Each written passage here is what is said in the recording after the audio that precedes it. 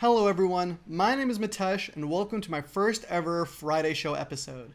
Unlike my actual podcasts, which air every Monday and Wednesdays, I reserve Fridays to serve as a weekly recap for the major headlines across the cryptocurrency and blockchain industries. I then reserve the second half of the episode for different interviews I have with industry leaders to give you an idea of what is happening across different markets. For the first couple of episodes, I will be sharing with you some of the interviews that I've had, as I believe they will give you a better idea as to who I am and where I stand on the industry. But without further ado, let's go ahead and jump into it.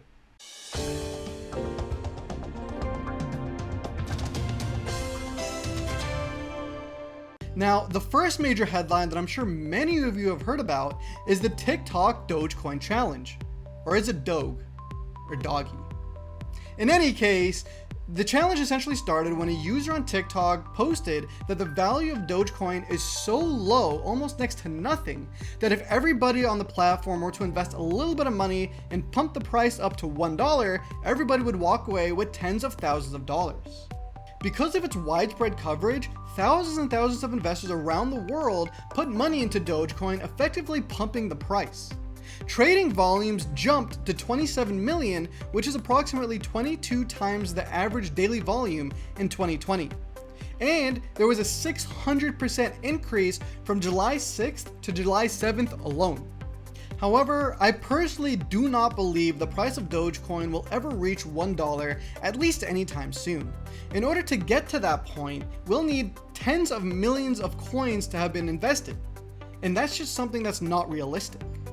However, with that said, nothing is impossible in the cryptocurrency industry, and it will be very interesting to see how long this trend lasts, how many people invest into Dogecoin, and essentially how high can we get the price of Dogecoin before people start to sell. Who knows, maybe we can get the price to $1 and make everybody rich. Next up, many researchers have been looking into Ethereum's 2.0 Phase 0 launch, and based on what they've been able to find, they don't believe it will be able to go live until 2021. However, Vitalik Buterin, who co-founded and created Ethereum, says that he would like for it to go live sooner, even if it's not ready to do so. However, the Ethereum Foundation does want to see certain things happen before they get to that point. For example, Justin Drake of the Ethereum Foundation cited that he wants to see a public testnet with 3+ clients running smoothly for 2 to 3 months, as well as a bug bounty program also running for 2 to 3 months to occur before Genesis. He then on continued to say, all of the above cannot happen in Q3 of 2020. With Thanksgiving on November 26th and December holidays, I'd say the latest practical opportunity for Genesis in 2020 is mid-November, 4 months from now. As such, I'm now inclined to say that the earliest practical date for Genesis is something like January 3rd, 2021. In a follow-up message to Drake's comments, Buterin wrote that it took Ethereum 1 4 months from the first multi-client testnet to launch, approximately the end of March 2015 Olympic to end of May 2015 for Ethereum 1 launch. And I'd argue the 4-month clock started ticking for us at the beginning of July when Altona launched. Ethereum 2 Phase 0 is in some ways simpler than Ethereum 1 and in some ways more complex. More complex proof of stake, but no complicated GPU-oriented proof of work. More optimization required, but no complicated VM, etc., etc. I'm inclined to say Ethereum 2 Phase 0 is a little simpler on net. Also, Ethereum 2 is not going to have any critical applications depending on it until Phase 1, so the practical risks of breakage are lower, though you could argue the ecosystem as a whole is bigger.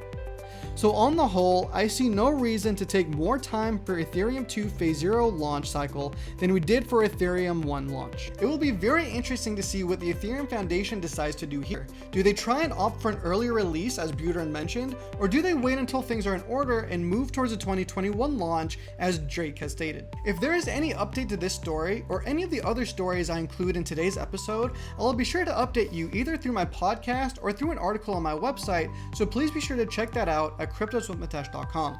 The final major headline that I would like to discuss in today's episode is the $722 million BitClub Ponzi scheme. The scheme pooled investor money with the promise of investing it into crypto mining, and it would also reward investors for bringing in newer members. However, as with any Ponzi scheme, this was quickly found out to be fake, and the programmer, whose name is Silvio Bolacchi, was arrested in Germany and pleaded guilty to the US district judge via video conference. While the case is underway, if he faces the maximum penalty, he could be imprisoned for up to 5 years and face a $250 US fine. I will be sure to update you on my website and my podcast as soon as any information is out regarding the case. Now, before we get into the interview, I would like to say that if you enjoyed this episode, please do not forget to subscribe, like, and share, as it greatly helps me out and expand the podcast. Also, please do not forget to subscribe for updates on my website at cryptoswithmitesh.com and follow me wherever I have my podcast available. All of the information will be in the description below. Now, without further ado, please enjoy the interview. Mitesh has extensively researched and studied the cryptocurrency industry and blockchain technology, participated in leading industry meetings, conferences and summits, and networks with dozens of industry leaders. Mitesh also provides regular podcasts on the trends and developments in the industry and communicates with US congressional staff members on developing a future regulatory framework for the industry. Mitesh, can you provide us with some more insight into your business and personal life to allow us to get to know more about who you are and what you do? Of course. So I'm a financial analyst by trade after having graduated with my MBA in finance through a 5-year accelerated program at my university, where I also manage the school's investment fund. Having loosely followed Bitcoin throughout high school and into college, I became very interested about the industry, which led me to attend as many events as possible and to network with as many of the industry leaders as I could to learn more about the industry and the underlying technology, which is blockchain technology. Over the years, there was a consistent issue that was always being raised, which is the lack of transparent and accurate market information and analytics for investors to utilize for their investment portfolios for digital currencies. As a financial analyst who also has a certificate for my expertise in Bloomberg Terminal, I decided to bring my expertise to the digital currency industry and to address this main concern. One of the largest consulting firms in the world, this led me to create Omnia Markets as a solution to the lack of reliable and accurate information and analytics. Wow. Okay. So you've got software that helps people to understand their cryptocurrencies and what's happening in the market. Exactly, yes. Oh, good. I'm glad I understand that. So how did you get to the point where you actually created the solution that you'd got the vision of making? How did you do that? So I was an investor myself, both in the stock world and then slowly started getting into the digital currencies. And as I mentioned, I have a certificate for use with Bloomberg Terminal. Yeah. And Bloomberg Terminal was an absolutely amazing tool for me to utilize when it came to researching stocks. And I became so used to that platform that when I wanted to move over to cryptocurrencies and start adding, digital currencies such as Bitcoin, Ethereum, Litecoin, and Ripple to my personal portfolios, I found that there was really no similar tool that existed in the industry for me to accurately be able to research these coins. And so that led me to create Omnia Markets to be the first one to really create that high level, in-depth platform. Okay. But how did you create the actual platform itself? How did you get that created? What was the process you went through to actually create the product that you sell or you offer to other people now? Right. So we currently have the platform in development. It's going to be for sale as we forecast the first half or late half of next year. And so the process that I went through to kind of take that idea and slowly turn it into reality was I started, as I mentioned, I brought in my father, who's the co-founder and COO of the company, due to his expertise as from KPMG and from different startups in Silicon Valley. And we started actually reaching out to a lot of blockchain companies to kind of partner with us, to kind of bring their expertise on board and to advise us through the idea that we had, the technology that we wanted to utilize, and the answer that we are trying to come up with. And so we partnered with several different companies over the years to help us refine our blueprint and really smooth out the edges. And now, we have a very good team overseas that we utilize for the initial development. And as we head into our fundraiser very shortly, within the next few weeks, we hope to complete the in-house team to finalize that platform. What do you enjoy most about what you do? I truly enjoy being on this journey, from taking an idea that I had a few years ago and watching it grow into a company and a platform, because it's allowed me to learn so much and to grow as a person and a CEO.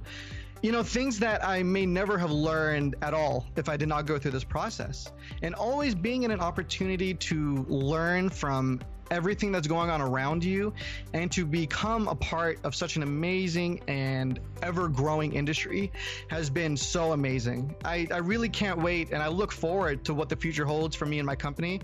And every time I reach a goal or an achievement on my plan, I can look back to see where it all started, and it's just an amazing moment to see where we've come since then. What drives you to do what you do? Well, I want to create a one-of-a-kind platform that's a solution to one of the major issues plaguing the digital currency industry, which is an industry that I'm very passionate about.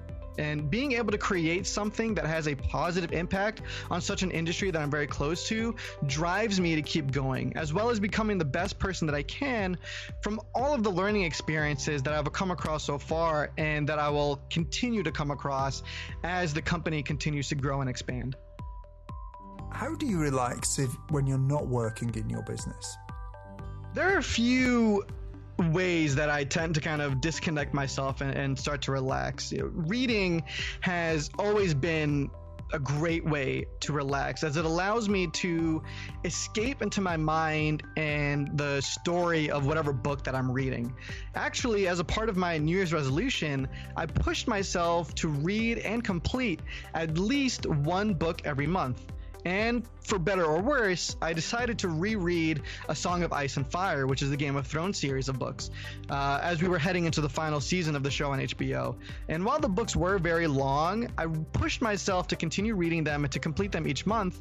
And since I had already read them previously, I was able to go through them quite quickly and remember parts of the story that I'd forgotten or were not included in the show.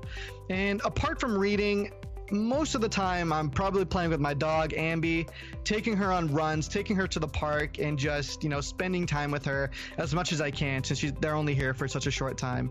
And I also go to the gym every day and play sports with my family and friends whenever we get the opportunity on the weekends here and there. So those are always the go-to ways for me to kind of disconnect and relax. Do you have any entrepreneurial role models? I do. In terms of role models in general, I would say my father, who is the co-founder and chief operating officer of our company, because of his story. Having immigrated to the US as a kid, he came here for college and he worked his way up to almost becoming the youngest partner in KPMG history. I recall him saying that he narrowly missed it out by like a month. And all of the other things that he and my mom have accomplished and have taught me growing up. But as far as the traditional entrepreneurial role models go, I really look up to Warren Buffett. As my time as a financial analyst, Warren Buffett was one of the major investors that I really looked up to. His insights into the market have always been spot on. I really respect him as an investor and as a person. And also Elon Musk is one of my favorite role models as well. While there have been some social media mishaps here and there, I think Tesla has become a great company with an amazing product thanks to having Elon at the helm. Mitesh, you've told us a little bit about your business and your personal life. Now what we're going to do is go back in time and talk about the time before you were an entrepreneur. What difficulties did you have to overcome when you started your business? Well, there were more difficulties with starting Omnia Markets than I initially would have thought heading into this venture, but I guess it's all just part of the journey that you go through when you're creating a startup. One of the earlier difficulties was coming up with a great differentiating strategy that would break us apart from any other data analytics companies that were currently in the market or that were looking to enter the market. And the use of frontier technology was one of the solutions that I came up with for this. Another difficulty was creating a strategy for how to get Omnia Markets off the ground. You know, being a self-funded venture, having a realistic business plan and sticking to that plan is integral to building a successful company, in my opinion. So bringing my father in, due to his extensive knowledge and background, was a great solution to this. Having him comb over all of the documents that I had already created and adjusting where necessary helped get the company on a great path at an early stage. Did you have any doubts that delayed you starting your business? Actually, no. Since I took the time to truly understand the industry, where it had come from, where it currently is, and trying to accurately predict where it's going, and the underlying technology, which is blockchain technology, I was able to come up with a unique platform to answer a major issue. And because of that, I always stood behind my beliefs that what I'm doing is going to be a successful company and an amazing company.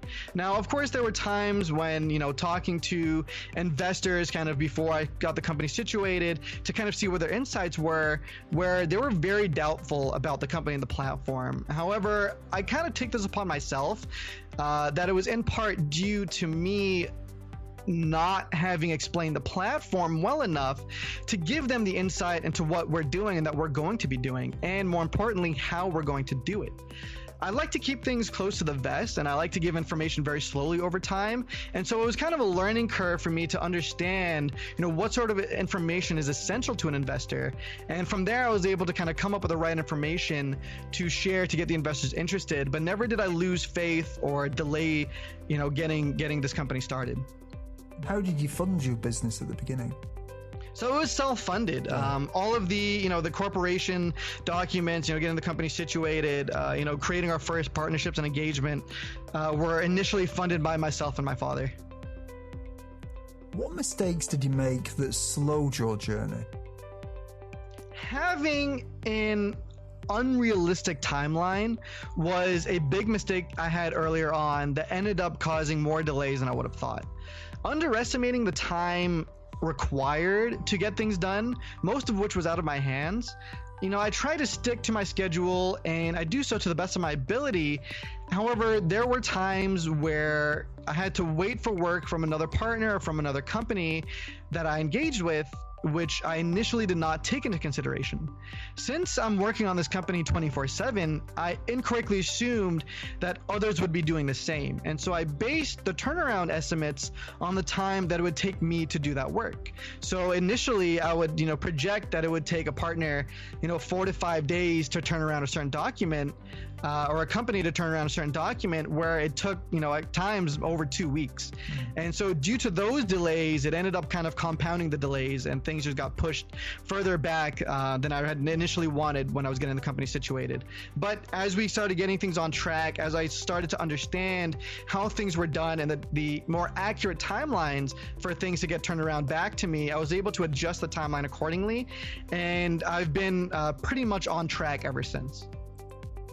What are some of the things that you did before you started your business that would be helpful tips to some of the listeners who haven't yet taken the first step on the entrepreneur way? For me, the absolute most important thing I did was taking the time to understand the industry that I wanted to enter and the underlying technology that I would be utilizing. This allowed me to truly focus on a major issue and come up with a realistic and doable solution for that issue. From there, I learned that doing it alone was a good initial step because it allowed me to hone in on what I was doing without external interference. And I knew I had to bring in someone with expertise of launching a company and getting it off the ground at a certain point. Someone with the insight into what the investors look for from startups and create a realistic timeline for each stage. And this is where I brought in my co-founder, my father. Mitesh, we're now going to jump forward in time and talk about the time for when you became an entrepreneur. Do you think culture is important from the beginning in a business? I do. I think company culture is very important, especially to me, because I want to build a company where people are happy and are proud to be working with. I try to build a team mentality in which the leader is a part of the group rather than being the one that's sort of shouting out the orders and getting mad if anyone is unable to live up to their expectations. While there are only a few members, on my team internally, I want to build this culture early on, and as we expand and very soon head into rapid expansion, this culture should be a robust building block for the team that I envision to grow. How do you decide how much of your product to launch at the beginning of it? What was your criteria for that? Because obviously you probably want to include as much as you can, but you can't do that. So how did you decide what the minimum is going to be before you launch it? Right. So when it comes to the product and, getting to a certain stage where, we essentially make the call that we have a good enough platform that has enough answers that we want to launch, we actually have a 5-year development plan that kind of breaks down the platform into 5 different sections. And so the first year, it focuses just on the data analytics portion of the platform. And then year 2, we start to bring in the investigative journalistic team. And then year 3, we start to build out the rest of the platform and start, focusing on a global effort and global alliances. And then year 4 is when we envision the artificial intelligence and machine learning algorithm to be at a stage that we can offer as much of the feature set as possible during that time frame. And then year 5 is still continuing expansion and quality control and offering feature sets that we believe should be out, especially as the industry continues to grow. So we've kind of broken it down into those 5 different sections, and the first section being the data analytics, we believe is the absolute minimum that we need to launch to be able to at least begin to answer some of the questions and some of the problems that are plaguing the industry with regards to the lack of the information and analytics that are currently available. How do you make sure that you work with the right people so that they fit with the culture in your business? So I do extensive research into the companies and partners that we engage. And I look at their track record. What sort of companies have they engaged with? What is their internal philosophy when it comes to conducting business? And is this something that I agree with? Unfortunately, there were times where we came across tech companies where they seem to be taking on any which project simply because they believed that they had the solution to everything. And unfortunately, just for having spoken with these types of people, they don't necessarily believe in the projects or the clients that they're partnering with. And so for me, it's very important that at each step of the way, that when we bring someone onto the team, whether it's an advisor or we engage a certain company, that they truly believe in what we're doing. And through that, we get a higher level of engagement and commitment from them because it's something that they also intend to believe in as well. Knowing what you know now, is there anything that if you'd known it when you started out that would have helped you to shortcut the learning curve? So I truly believe that there is no real shortcut because going through a learning curve or any learning situation helps you to grow as an entrepreneur and as a person. With that said, having known where the regulatory climate was headed would have allowed me to adjust my time frame and adjust what we were doing at an earlier stage as I decided to take things slow to see how things would play out. Here in the US, especially, and globally, the initial learning curve for getting the insight into the legislative efforts was important for me because I wanted to become a voice of opinion for the regulatory and legislative bills that are circulating in the House currently, such as the Token Taxonomy Act of 2019. So playing things slow due to this type of climate, obviously ended up delaying how the company would move on in the future. And knowing how things have moved on from that point, I would have been able to adjust at an early stage in the company. How much does gut feeling influence your decisions in your business? More than I would like to admit. I prefer doing things backed by logic and reasoning and facts because each decision can be measured down to something. There are data and facts that are backing up each decision. A gut feeling, on the other hand, doesn't. It's just something almost like a guess that you feel is going to be correct. My few gut feelings that I've had have fortunately turned out to be correct, but as the company grows and as we head into crucial times, such as our fundraiser, I try to stay away from gut feelings as much as possible. What makes you uncomfortable as an entrepreneur? Doubt and uncertainty. Doubt with how the industry is going to grow, and uncertainty with how the regulatory regime is going to be built for this cryptocurrency industry.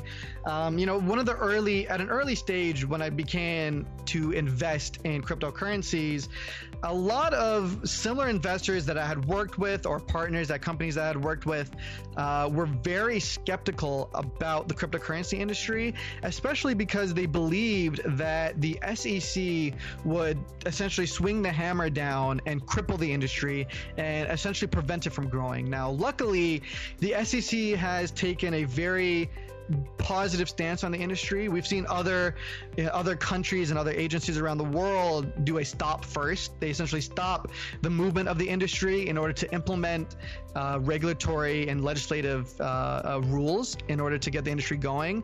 However, with the SEC here in the US, they've allowed the industry to continue to grow and continue to move, and they've implemented light touch regulations as time goes on. And there are still doubts and uncertainties with how things are going to play out in the future. And being the founder of a company in this industry, those are the things that I'm very wary of and very worried about if any agency decides to take an unnecessarily harsh step that could really injure the industry and prevent it from moving forward in a proper way. What do you think are some of the secrets to success? To me, that really depends on the type of company that someone is trying to build. For me, one of the secrets to success was to truly understand what I'm doing from every angle. Growing up, I would always see, my father or other people in movies playing chess with themselves. And to me, I didn't really understand, how that was considered as fun. But as I grew older, I understood that you're taking a look and you're challenging yourself at different aspects and to better kind of strengthen your core and to kind of strengthen your mindset. And for me, I think that's a very important secret, as you can call it, to success. And to truly understand what you're doing and to challenge yourself at each step will make you a much stronger entrepreneur and leader of your company moving forward. Life is made of constant change, whether we like it or not. And many people say that the only constant in life is change. Mitesh, how do you try to keep up with change? Wow, this is an excellent question. A main habit of mine in this regard would be to always to increase my knowledge about the industry. Digital currencies and blockchain technology are still relatively new and are quickly growing. So there are always new features and applications being built that have their own unique use case for this technology. By always keeping an open mind and understanding how things are moving forward, I'm able to move and lead my company in the best direction to to be able to take full advantage of what is going on around me. Always keeping my ears, eyes, and especially mind open allow me to keep up with the changing climate, which is very important for me and the company as the industry and us internally move forward. What is your favourite book on entrepreneurialism, business, personal development, leadership, or motivation? And can you tell us why you have chosen it? Of course. So start with Why by Simon Sinek was one of the books that really had an impact on me several years ago. Sinek discusses how inspiration is a powerful and long-lasting human behavior influence. And when I decided to create a company, having the sense of why am I doing this created some inspiration for me, rather than creating something for myself. For example, I have always been inspired by creating something that can positively affect as many people as possible, which is something that Omnium Markets aims to do for the digital currency industry. Folks, when you have a busy life, listening to audiobooks is a great way to expand your knowledge in the time when you may be doing other things, such as driving or when you are at the gym. We have a special offer for you of a free audiobook of your choosing. To choose your free audiobook, go to www.freeaudiobookoffer.com. As long as you've not already signed up, then you will qualify. Mitesh, are you ready to speculate about the future? Of course, that is something I do all the time as the CEO of my company. Oh, good. What one thing would you do with your business if you knew that you could not fail? If I knew I could not fail, I would immediately launch my fundraiser or the company platform immediately. I like to take my time to get everything lined up and initiate each aspect of the business according to my timeline and when I feel that the time is right based on how the surroundings have been moving. Jumping into something before the time is right can often lead to failure because things went overlooked or you rushed into something without being prepared. But knowing that those negatives would no longer happen, I would jump right into the fundraiser so we can finalize the completion of our internal team and begin launching the platform right away. What skill, if you were excellent at it, would help you the most to double your business? That would be the skill to truly convey the level of amazement that I get when I look at my company and the platform that we are building. I guess this would fall under a marketing skill, but being able to get everyone to understand why this company is so unique, what makes it such a great investment, and why our platform is so advanced would be able to greatly expand our business and projections at launch. In 5 years from now, if a well-known business publication was publishing an article on your business after talking to your customers and suppliers, what would you like it to say? There are really three main aspects, among others, of our platform that I want our customers to walk away with. The first is that we provide accurate data and information that the industry can trust. Two, that our data and information is extensive and they can find the answers to many of the questions that they have about the digital currency industry when they research coins or companies, especially through our unique AI and ML-backed reporting system.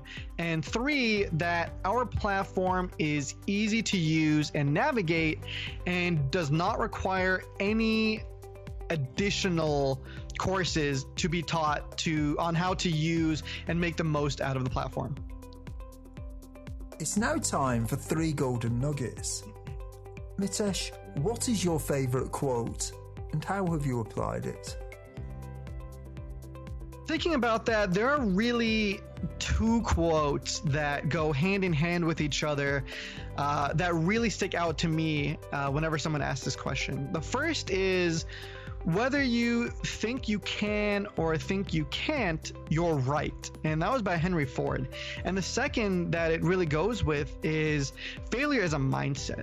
And this is because the second you believe you're going to fail and you start having doubts and you start bringing in negativity, chances are you will go down that path. Keep pressing forward and keep believing in what you're doing have been core aspects to how I lead the company and how I move forward.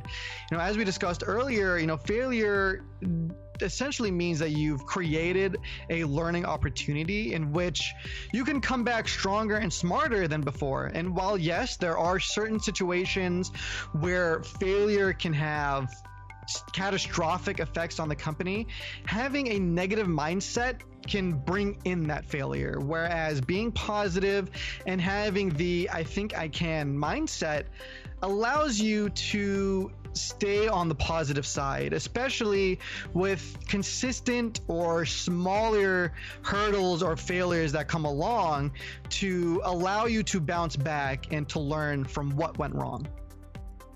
Do you have any favourite online resources you can share with us that would be useful for other entrepreneurs?